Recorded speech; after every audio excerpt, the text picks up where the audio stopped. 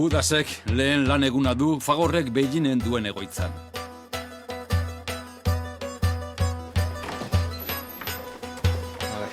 Lehenengo jantzi bat hau.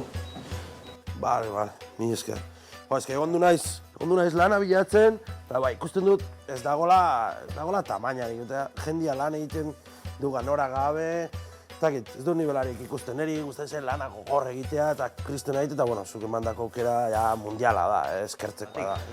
Hauxe da gure fabrikaziozko planta, eta saiatuko gea, hemen lanpostu bat lortzea zuetako. Javierrei deituko diote, itxoin mundu bat. Hauxe da gure laguna, Judas Arrieta. Judas. Gure arduraduna. Eta bera azaldu gotzut, zure lanpostua nola izango den. Zer izan naiz hor? Bai, lehenengo eseri. Plaka hau teste hau du eta IOSen testien gaizki munduz du.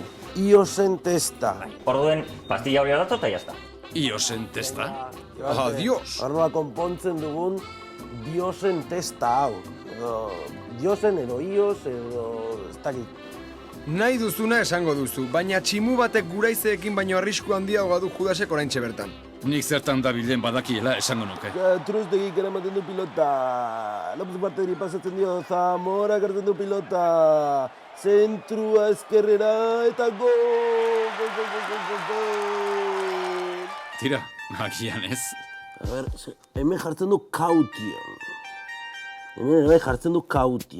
Eta Iosen nun jartzen du hemen. Zerrekitera doa? Joño, ez nekien pistolak erabilera hori zuenik, nik ere probatu beharko dut. Judas gajoa. Hainbeste ordu sartu ditu, dagoeneko lo hartu du. Lanean ordu laurden eskaz daramata. Eskerrak lankidei bestela... Namidaga. Hainbeste lan eta gero egin ondoren, posible dudan, kafetxo bat hartu, eta bueltatxo bat, neskak ikusten ditudan, edo... Beno, kafetxo bat hartu eta berehala itzuliko da lanera suspertuta. Entorreko da, enkargoa ikustazen modu duen lana eta... Kargatua? Ei, ama... Zer gertatuko da enkargatuak gisa horretan harrapatzen duenean.